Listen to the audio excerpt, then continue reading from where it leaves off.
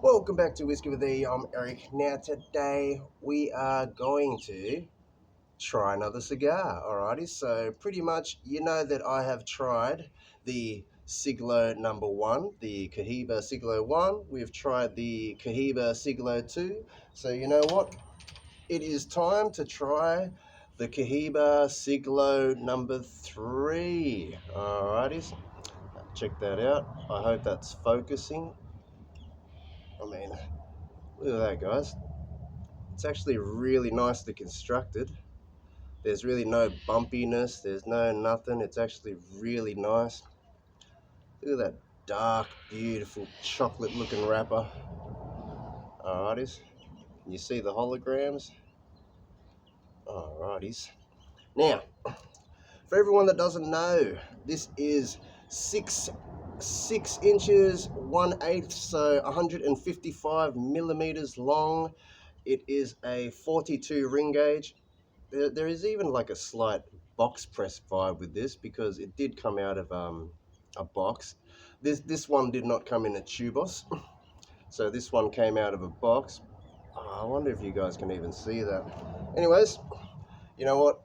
Without further ado, let's get this lit. Let's get it cut, and you know what? I'm gonna be pairing up a rum with it. So let's go. So we have. We may as well use a Cohiba cutter. Here we go. Nice.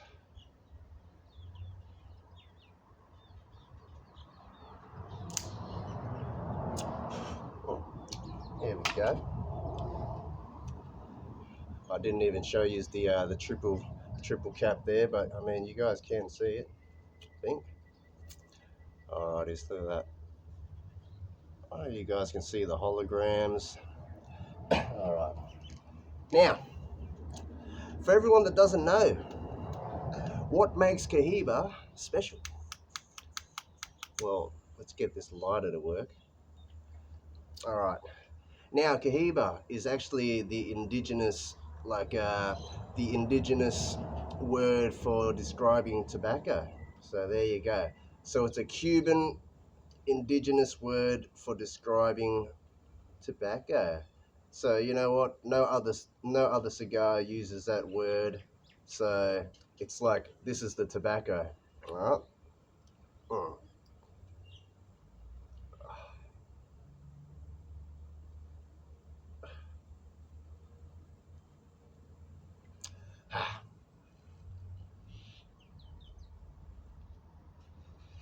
Mm. We're just getting it lit real quick, guys. Let's go. Alrighties. Mm. Oh, I didn't even give it a cold draw, but you know what? It doesn't really matter, you know. Like technically, I feel all cold draws are. It's I don't know. Maybe some people prefer to check out the cold draw while others don't. Now, you don't want to remove this because that's on there pretty tight. Obviously, when it heats up, the natural glues and that are gonna kind of slide off itself. It's gonna heat up and get loose. But you know what? Let's get right into it. I'm actually so excited because you know what? It has been that long oh, since I've actually had a cigar, and you know what? We have here the Bundaberg Campfire rum. It is a bourbon barrel aged, it's a bourbon barrel finished rum, so I'm actually excited to try that with it too. Oh my goodness, I really got to fix this microphone situation, guys. Uh-uh. There we go. Hopefully that's better. Alright, here we go. First draw.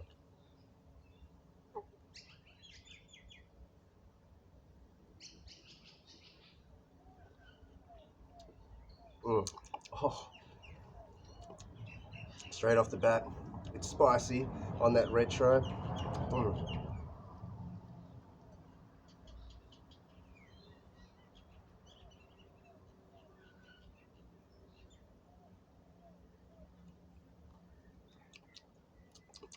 Mm.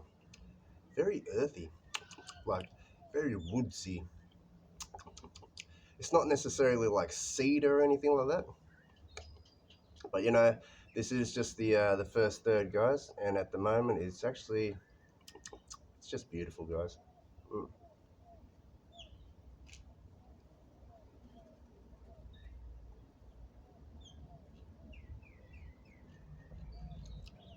Retro starting to not be spicy already. How about that?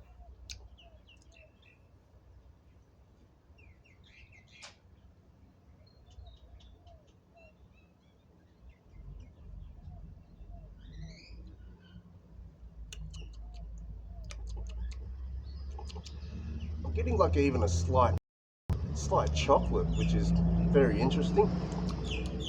All right, guys. Now, for everyone wondering, what makes a Cohiba special? All right. So Cohibas go through a third fermentation process. All right. So normally most cigars just do two fermentations. Now this does a third fermentation process.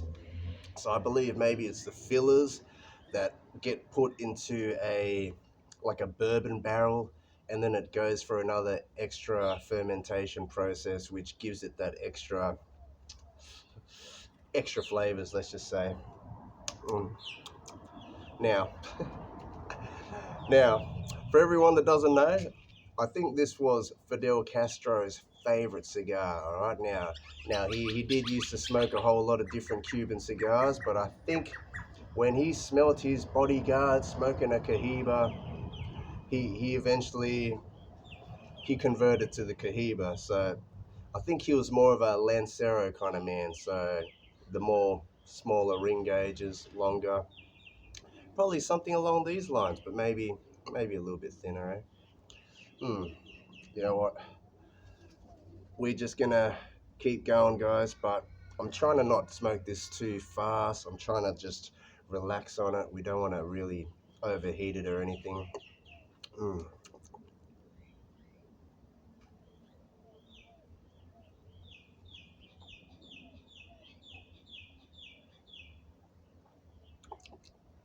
Mm. That is just beautiful, guys. That is just beautiful. You know what?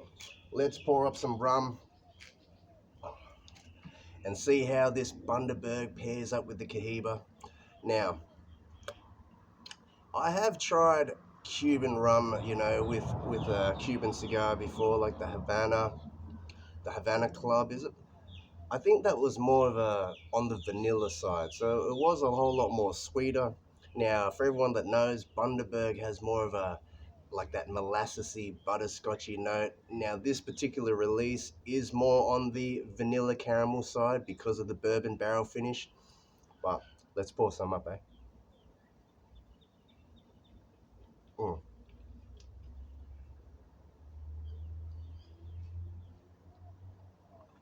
mm. Oh, that is just beautiful. Alrighties. I wonder if this microphone's working, guys.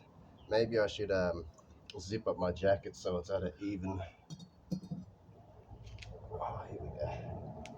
Alrighties. We got some poured. Let's put the lid on that so no flies go in there. You know what? I'm gonna zip up my jacket. There we go. Alrighties. Alrighties. Let's try pair this together. Here we go. Cohiba Siglo 3 pairing with the Bundaberg Campfire. Here we go.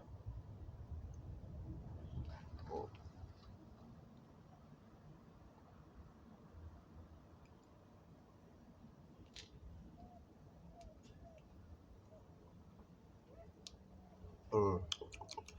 Cheers, everyone. Smoke and drink responsibly.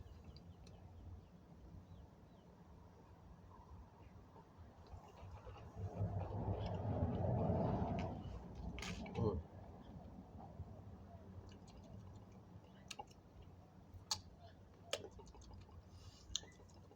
Mm. It's almost bringing out a coffee note in the rum. That's good. You know, I love my coffee. I love chocolate. I love the coffee notes. Mm. Those are the kind of notes I love in beer. So when it comes out in rum, that's pretty awesome. Now keep in mind, this rum originally did not have any coffee notes, so this is what pairing is all about, guys. Mm. Ah, the construction on this has been beautiful. Look at this. All right, we are still in the first third, guys, but it's burning really well, you know. The draw has been good.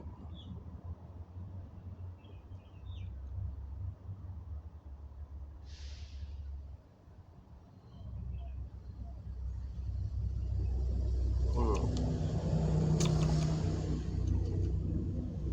Essentially, I mean, it does kind of remind me of like the Siglo 1 and the Siglo 2, but keep in mind, right, guys? Keep in mind that some people used to think that, oh, is the Siglo 1 just a shorter version of the Siglo 2, and is the Siglo 3 just a bigger version of the Siglo 2? So people think that maybe it's the same blend, but uh-oh, but I believe they're not the same blend. All right, so it's nothing like the what you think in your head. We think that it's all the same blend. It's just that they made it shorter. Nah, I think it's all different blends, guys. So each particular cigar has its own recipe, its own blend, secret blend they may call it. Ah, look at this. Even in the light, guys.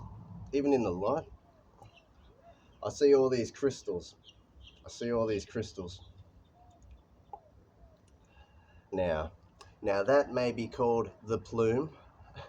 Now there is an argument on this. Some will be like, is it crystal? Is it the plumes, or is it mold? I totally get it, you know. And I hear that people have been trying to test this, and it's all been confirming as like a mold, but I swear I've had some which has been aging in tubes that you could just tell it's just crystals. But I guess that's a debate for another time. Plume or mold? There you go.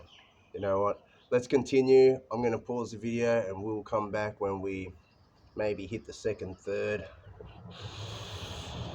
Oh, it's going to be a long smoke. Actually, maybe I should have checked the time. Mm.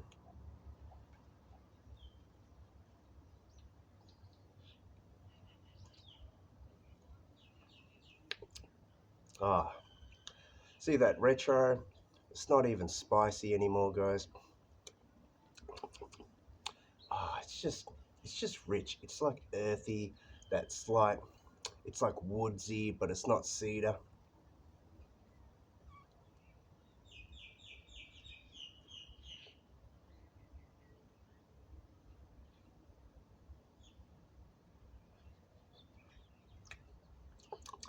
Mmm, beautiful, beautiful. You know what? Let's pour up another rum. Mm. Uh, this video is going to go for way too long if I just kept it recording, but oh, there's already some in here, but we'll top it up, eh? Here we go.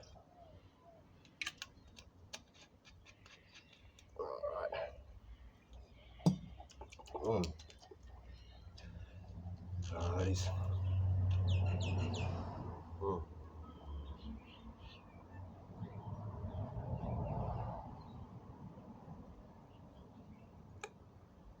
Awesome smoke production, guys. I mean, it's definitely a medium body. There is a lot of smoke production in this, which is awesome. Mm. Mm. Beautiful. It's almost like heading towards like a slight chocolate, eh? I did say that. I'm picking up like a slight chocolatey note. You could almost say it's like slight espresso-y notes. Anyways, cheers all. Smoke and drink responsibly. I'm going to pause this video. We're going to come back. Mm.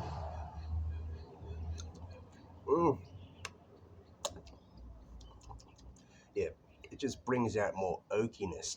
It brings out more woodsy note, like a slight coffee note. You know what? Very nice. Tune back in soon when we hit the second, third. Let's go. Still in the first third, guys. Let's just say it's been beautiful. All right, construction. I mean, look at that. Look at that. They say to even make it into the COHIBA factory to be a what do they call it? The traditional torsador, or the ones that roll the cigar, right? They say you have to be really skilled to be able to join the COHIBA crew. You know, certain there's certain levels of rolling expertise. Certain rollers. Maybe the more not as up there rollers. Can roll. The more common releases, and then the more high-end releases are just reserved for the most professional of the rollers. That's how I'm going to describe it. I forget what the word is, guys. My apologies. Torsador? I'm not Cuban, you see. Learning all the Cuban terminologies is already another level. But let's just say it's been a very beautiful smoke. The construction is beautiful. I mean, just look at it. Look at it, guys. Obviously, when you're checking your COHIBA, you want to make sure there is three. All right, so you're going to see three lines. It's the cap. Three. There's three. All right, three levels. Now you want to check the band. The band should be a hologram. Should be holograms. All right. Should say Cuba, COHIBA, and there should be a little mini Indian head in the big Indian head there. See? There you go. Mm. Just sharing, in case you didn't know. Now, I did make a video showing a fake COHIBA, so check that out if you're interested. I guess I wanted to see what was inside the fake COHIBA, and I even smoked the fake COHIBA. Now, I don't recommend you going to smoke a fake COHIBA because we don't know what could be inside, but I did cut it open. It was just a whole bunch of dried tobacco leaves inside, which at least there wasn't any nails or uh, foreign objects that isn't tobacco in there. But you know what? Where is that rum? Here we go. Bundaberg Campfire with the COHIBA SIGLO 3. Beautiful. All right, so it's been 17 minutes. I mean, the time it's 9:04 right now. So you know what? This is going to be an over 1 hour smoke, definitely. I don't even think I can be here for this long, but we're just going to continue on through. Wishing everyone an awesome day, awesome night. We are even losing sunlight. Mm.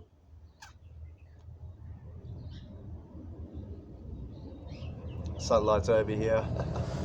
We always have sunlight issues here, guys. Mm. Mm.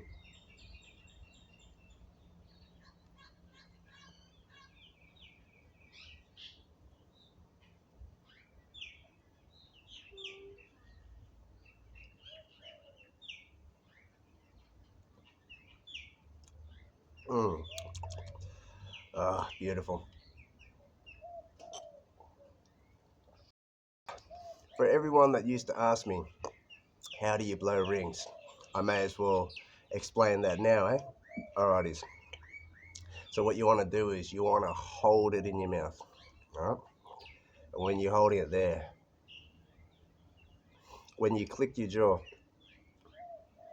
it kind of releases a slight air pressure. It just pushes out so much to be the smoke ring.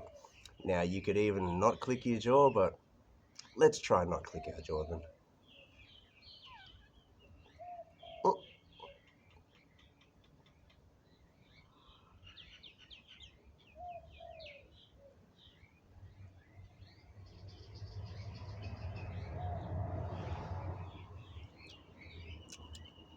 I guess you cannot click your jaw. You just, you're just slowly pushing out a little bit, but not so hard. You're pushing it out very gently. That's why clicking the jaw kind of pushes it more firmly. Mm. I hope that explains how to blow rings. There you go.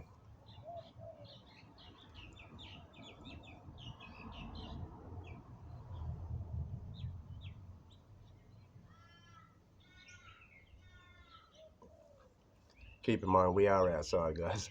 There is a breeze, so to be able to maintain a nice smoke ring outside is another challenge in itself. But you know what? I'm going to pause the video. We are going to come back when we actually hit the second third. I mean, we are heading there, guys. But like I said, this video is going to go for way too long. But tune back in soon. Mm, mm, mm. Ah, why didn't I save this bottle for